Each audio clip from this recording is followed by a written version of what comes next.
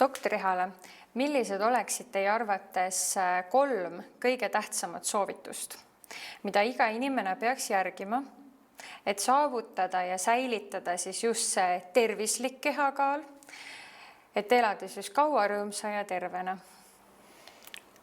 Kõige esimene soovitus on see, et inimene tegelikult iseenda jaoks mõtleks välja, et mis on talle oluline.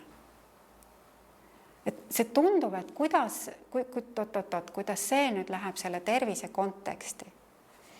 Aga oluline siinkohal ma pean silmas see, et milline ma tahan selles elus olla.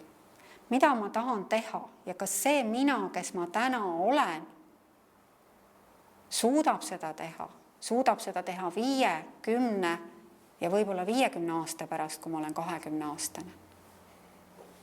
Et kas see inimene, kes elab täna nii, nagu ta elab, sööb nii, nagu ta sööb, liigub nii, nagu ta liigub, magab nii, nagu ta liigub, saab kõike seda teha, mida mina täna tahan teha. Nii et esimene sõnum on see, et tunne iseennast. Mis on minu unistused, mis on see soov, kuhu ma selles elus liigun, mida ma tõsiselt soovin, mida ma endale soovin, mida ma teistele soovin. Ja kas see elu, mida ma elan, kui me räägime tänase loengu kontekstis või selle vestluse kontekstis, siis lähtuvalt eluviisist toetab seda kõike. Me sageli ei mõtle selle peale. Me ei mõtle, meil justkui on oma unistused ja me hakkame minema nende poole. Ja ühel hetkel oleme väga üllatunud ka seda, ma arvan ka kõik kolleegid oma kabinetis on näinud, kuidas tervis lõikab läbi mingid unistused. Mida tegelikult oleks saanud ennetada nende samade eluviisi võib-olla teinekord väga mõõdukate muutustega. Et esimene soovitus on see, tea, mida sa soovid, kes sa oled, kus sa oled. Et see on selline isiklik audit, on minu kõige esimene soovitus. Istuda maha ja teha üks isiklik audit. Ja siis teine soovitus on mõelda läbi 3 asja oma elus, mis vajavad täna muutmist. Alustada 3-4 asjast, mis kõige rohkem nii-öelda karjuvad.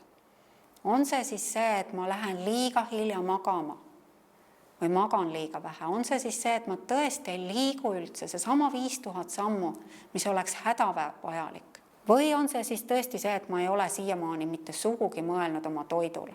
Söön millal tahan, no köögi juurvilju, puuvilju ei ole üldse, enamjaolt valmis toit, tellitud toit, kiirtoit, et võib-olla tuleks sealt otsast alustada.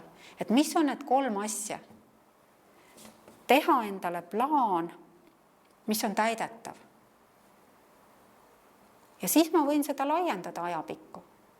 Kui ma suudan need 2-3 asja ära täita. Sest kui mu plaan on liiga lai ja laialivalguv, siis on väga raske teele minna. Aga plaan peab olema.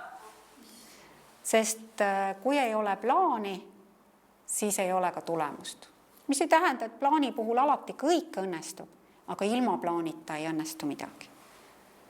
Ja 3. soovitus on see, et hoida sellist positiivset fookust. See ei ole selline ameerikalik keep smiling, et kõik on hästi. Elus võib vahest olla halvasti ja isegi peab halvasti olema, sest siis me oskame hinnata asju, mis on head ja mis meil olemas on. Aga selline positiivne fookus elule, soov olla elus, soov suhelda, soov edasi minna. Et see aitab väga palju ka tervise mõttes. Et selline positiivne häälestatus on ka häälestatus tervisele. Nii et hoopis natuke võib-olla teise nurga alt need soovitused, kuidas jõuda eesmärgini. Et elada kaua ja õnnelikult. Täname teid, doktor, nende huvitavate mõtete ja kasulike nõuannete eest. aitäh! aitäh!